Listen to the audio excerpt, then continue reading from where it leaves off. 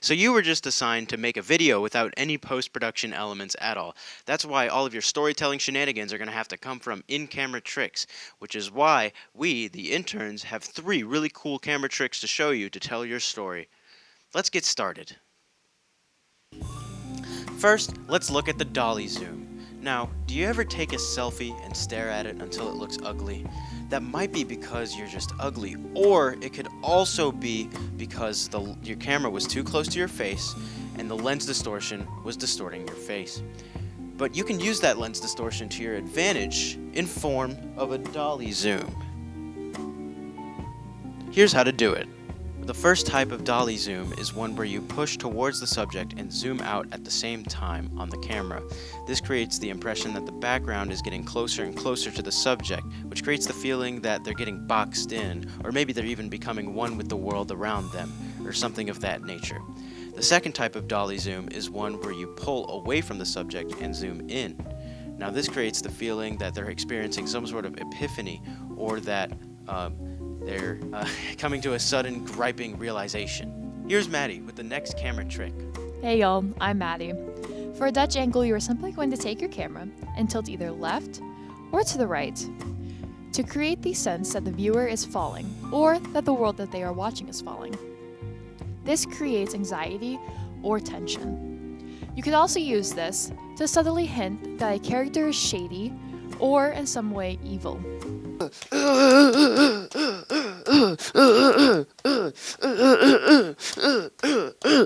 Lens whacking. To start, you're going to want to make sure that your camera lens is detached. You can do this by pressing the little black button that you normally press when you are detaching your camera lenses and twisting the lens like so, and then you can take it off like that. If you do this correctly, you should hear a click. That's your camera shutter closing. Essentially, the camera is saying, "Hey, idiot, you just took the lens off the camera. Are you sure that you're actually trying to do this, or you just forgot to turn the camera off?" When that message appears, you just need to press the record button, and then the camera will go back to normal recording settings. Afterwards, you start recording and you put the lens in, but you don't attach the lens to the camera. You just hold it in manually.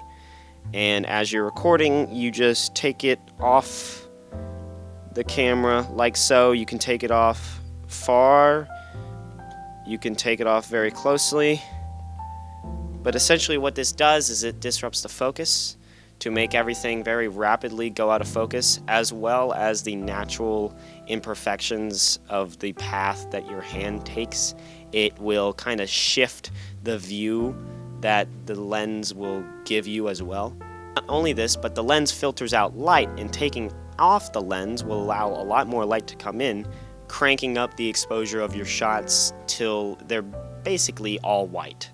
This can be used to show a character that's, really sad, or most of the time it's used to show a character that's going crazy or show some sort of crazy aesthetic that a place has. If you want to check out some examples of lens whacking in actual films, Transformers and really just Michael Bay in general use it all the time. It's in every movie, at least every other scene.